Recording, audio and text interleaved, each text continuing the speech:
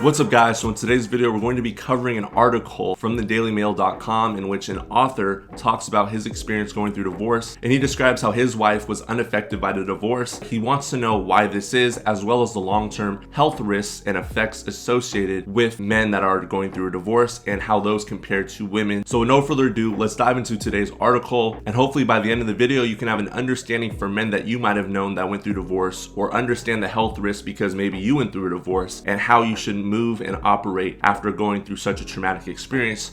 Let's dive into it. So this article was published January 25th. The article is titled, "Why Do Women Cope with Divorce So Much Better Than Men Like Me?" One minute he had an enviable life, the next he was sleeping in his car. As doctors warn of the impact on male health, Simon Mills reveals his unnerving story. A divorced man is a brutally diminished one. Unobligated by the marital contract of generally good behavior, he retreats, stays in, drinks too much, pigs out on bad food, has trouble sleeping, and works erratically. His health suffers and mental well-being rapidly deteriorates. With his confidence waning, his social circle constricts to sad, single-digit reach. A genuinely traumatic personal crisis that needs to be discussed, unpacked, and worked through is unwisely internalized. In every way, he's living in reduced circumstances. Well, that's how it was for me anyway. How long would this last? I remember wondering during the darkest days of my early months after my 20-year marriage came to an end, when would I start to feel better? I read somewhere that it took divorced men 1 year of healing to recover for every 5 to 7 years of marriage. So,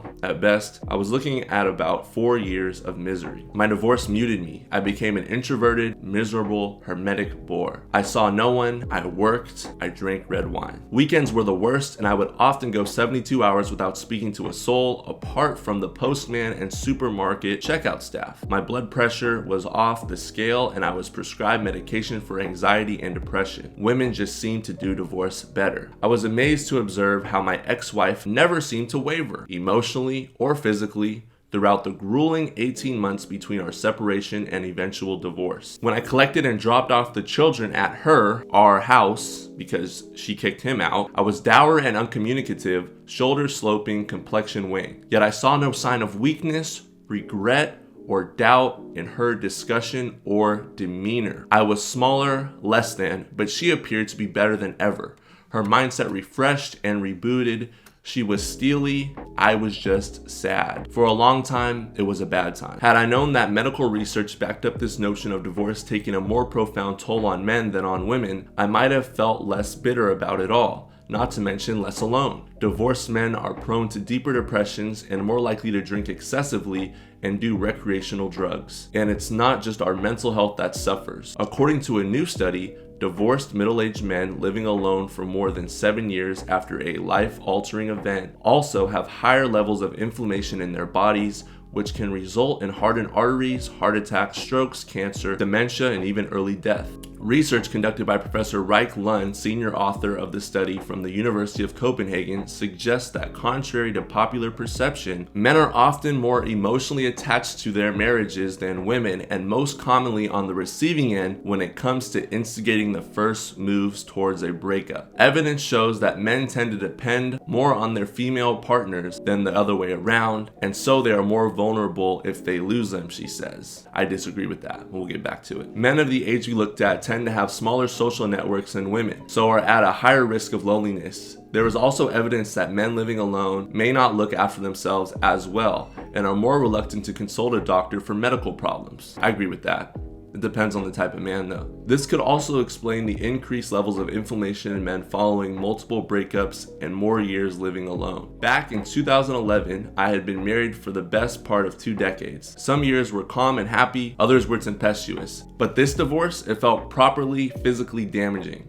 The emotional adjustment, the logistical upheaval, the loss of intimacy, the cruelly rapid reduction in social connection and finances, all a constant and significant challenge. He continues, "Did you know that suicide rates among unmarried men are 39% higher than among married ones?" While divorce in movies tend to hinge on big moments, the discovery of an affair, a screaming row, a car door slamming, brakes screeching as usually the man drives off, my leaving, like so many others in real life, played out over months. It is too painful and much too personal to go into the details of what caused the split, but it happened not in one big cinematic crescendo, but in a slow and incremental painfully awkward moments of disconnection. When I finally loaded up the Fiat's boot for the last time and reversed out of the driveway, my 2 children and wife were both out. Where was I going to go? Still in a period of denial, mourning, and uncertainty for a while at least, I would be sofa surfing at friends' houses, checking into the occasional boutique hotel room and Airbnb. This is why I tell you guys it's important that you have your finances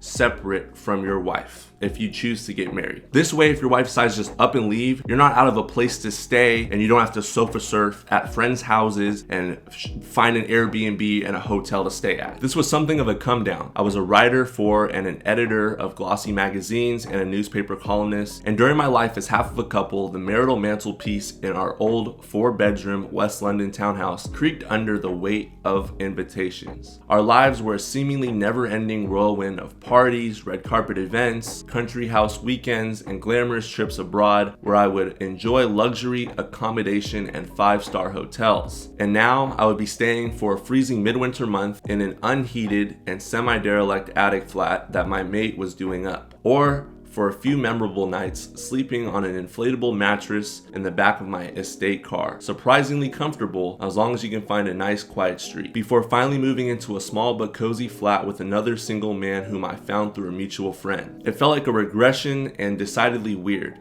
I hadn't shared fridge space and a TV remote with someone whom I also didn't share my surname with for 20 years. A queen-size bed, a roomie, 10 years my junior, and writing my name on a pot of half-consumed yogurt was not how I saw my life panning out. During this early stage of the breakup, relations with my ex were tense but civilized. I was invited to stay over at my old home for the occasional night, have dinner with the children, and hang out, but gradually, doors began to close on me. One day, I was suddenly not welcome upstairs, my daughter's quarters barred. Soon, waiting outside in the car seemed best for everyone. Worse still, my children didn't come to see me. We had been fair-minded when it came to divvying up access, agreeing on a gracious, non-legally binding 50-50 split. As teenagers, we figured the girls could decide for themselves how and with whom they wanted to divide their time with. But after factoring in the day-to-day logistics of their busy social life, my work, and the girls' school timetables, and not least, my party-pooping bleakness, the parental split was more like 95-5 in their mom's favor. Notice how he's talking down about himself, how he says, my party-pooping bleakness. The issue with a lot of men in today's society is you don't value yourself, you don't respect yourself, and you don't love yourself. So why do you expect a woman to love you and respect you if you don't even do that for yourself? You're talking down on yourself constantly, you have this poor me attitude, but you expect a woman who is driven by her emotions to uplift you and motivate you and get you out of whatever rut you're going through, when you should know how to do that as a man. And that is something we have lost as men. This poor me attitude, this I feel sorry for myself attitude has to stop. Then he goes on and says, I can see why they stayed away at the ages of 16 and 12. They didn't care for this new dad so much. He used to be fun, and now he was indulgently miserable, persistently slighted, needy, and distant. All of those things, indulgently miserable, persistently slighted, needy, and distant, are all female characteristics. Those are all emotionally driven things that I try to tell you guys we have to get rid of. And as a man of your household, a father figure, a husband, you have to be the strong, supportive cornerstone of your family. And while going through a breakup or divorce may be difficult for you, you do not show your wife and your kids what you're going through. You can't let your daughters or your wife see you walking around with your shoulders slumped, you feeling sorry for yourself. They're not going to have sympathy for you. Do you understand that? Women do not have sympathy for men that feel sorry for themselves and are more emotional than they are and can't handle life. Point blank, period. So he continues, my point of view was different. Divorce meant that I was now a peripheral influence on them. I missed out on their big moments of joy and the critical points in their young lives when I could have offered some wisdom. My love and anger was no longer an omnipresence in their immediate orbits. How could I be there for them when I wasn't actually there? The bloodthirsty divorce lawyer I saw for an expensive hour in those early days had perused my situation and told me straight. Your divorce, she said? It's kill or be killed. I had no desire to kill anyone, but it did feel as if my situation was slowly killing me. Every day was like a little death. I actually lost weight. I didn't exercise much, but without the regularity of the family dinner every night, I also didn't eat properly or particularly healthy either. Did I reach out to anyone? Nope. Like many men in my situation, I was loath to discuss it with anyone for fear of A, boring them, and B, exposing my weakness. Sharing feelings or confessing loneliness would be, I felt, an act of reckless vanity and desperation. The option of bottling things up, retreating into solitude, severing all but essential contact, and cutting myself off seemed like the better, less burdensome option. Advice from my ever-decreasing group of male friends, meanwhile, was scant, clueless, and basic. You need to move on, followed by a matey punch on the upper arm and an offer of another beer mainly. So how did my ex-wife survive and continue to thrive while I hit rock bottom? Obviously, for women, typically getting to stay in the family home and remain under the same roof as the children helps, and with a loyal and receptive group of friends to rely on for support. Rather admirably, she pushed through our midlife mess with stoic determination. Yet slowly I realized there were some things I was coming to like about being on my own. After 6 months or so, I decided that having a double bed all to myself was a fabulous luxury. Playing loud music and eating out whenever I wanted were also little wins. It was nice to come and go as I pleased, do stuff at will, and visit places on a whim.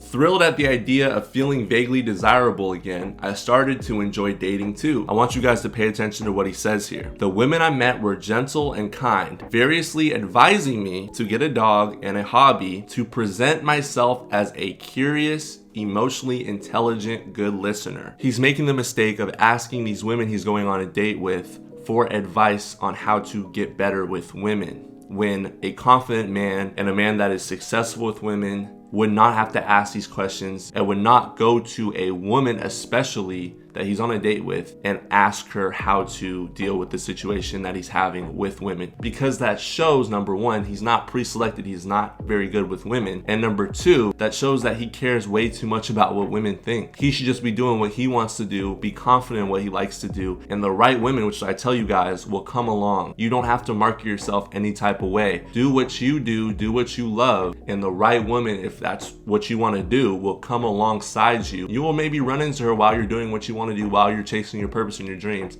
and that's how she'll meet you. You don't go out of your way and change certain aspects about your life and lie and fake certain things in order to get women. And I see this all the time. Please stop asking women for advice on how to get women. Here he goes again. They suggested I should self-ignite my male friendship moments rather than moan about loneliness and expect my mates to come to me. I actually agree with that advice though. I should acknowledge my conscience and behave like the kind of decent person I would like to meet and perhaps begin a relationship with, to learn from my mistakes and not repeat them. Most of all, they agreed on first dates I should not talk about my ex, my failed marriage, my ongoing divorce, or my whole situation. That was especially tough.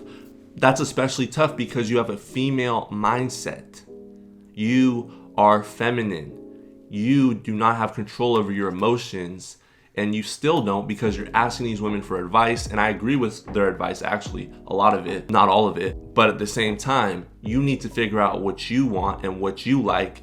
And if the right woman comes along, that's what you should go and deal with. You can't be going on dates talking about your past with your ex, being this negative Debbie Downer about all your negative past experiences with women. If you need to talk about that stuff, you talk about it with like-minded men in a small circle, in a group, and you keep it in that circle. And it should only be discussed once in a while. To be honest, you should be enjoying time with your friends, having a good time. But if you really need to get it off your chest, there's nothing wrong with talking to a friend that you trust, another man that you trust, and a mentor, hopefully, and talking about those sort of things with like-minded men. He continues, and then 2 years after my divorce, after 18 months of midlife dating and thinking I would enjoy single life for the foreseeable future, I began to manifest ideas for a new and meaningful relationship. I had made it through my divorce alive. The shouting and the arguing were over. Life was better. I felt better. I was ready. And then I met someone. We moved into a new flat together. We even got a dog. A decade on, my divorce still feels like a crashing, shameful, and embarrassing, life-changing failure. but at least it's not trying to kill me anymore. But at least it's not trying to kill me anymore. So why is it that it seems that women are able to move on from divorce much faster than men? You have to realize as a man that women are already planning the breakup long before you could even think about it. The reason women are able to move on much faster than men is because through centuries and millions of years, women have developed a higher emotional IQ than men. Because if we go back in history, during the hunter and gatherer era of early civilization, men would go out, hunt, and gather food and resources, while women would stay back at the village. And oftentimes, and because of how risky it was, many men would not return home, and therefore over a long period of time, women's minds had to adjust and adapt to the possibility and the probability that their mate or their partner, their husband, was not going to come home, and they had to emotionally detach. And through this happening over many, many years, women are now able to detach and plan out their resources and options if their man were to leave or if they were to go through a divorce. And the woman, before she leaves, obviously, if you guys have been watching this channel, you know this, she's already planned a list of guys who she's going to talk to, or a list of guys she's already talking to. She's never going to just leave the relationship she's in. She's always going to have a lineup of different men that she finds as a suitable replacement for you. So hopefully you guys found this video informative, and you can now understand why women can transition out of relationships much easier, or it appears much easier, than men, and you understand the reasons behind that through our history as an evolved species. And just realize how valuable you are. It doesn't matter what a woman thinks about you. You shouldn't be going on dates talking about your past relationships, how you should change. You shouldn't be walking around defeated with your shoulders slumped, feeling sorry for yourself. No one feels sorry for you, but you should not be walking around with your emotions on your sleeve around your wife, and especially your kids. You are the role model. You are supposed to be the strong man. You need to be the cornerstone in that relationship. And I know it can be difficult, but just find that men's group, find the group of guys that you need to surround yourself with if you need to talk about these things, and don't look for it in women. You gotta look for it in yourself. You can't depend on other people to bring you that happiness and that self-assurance that you can find within yourself. I love you guys. Stay blessed. Drop a like if you enjoyed.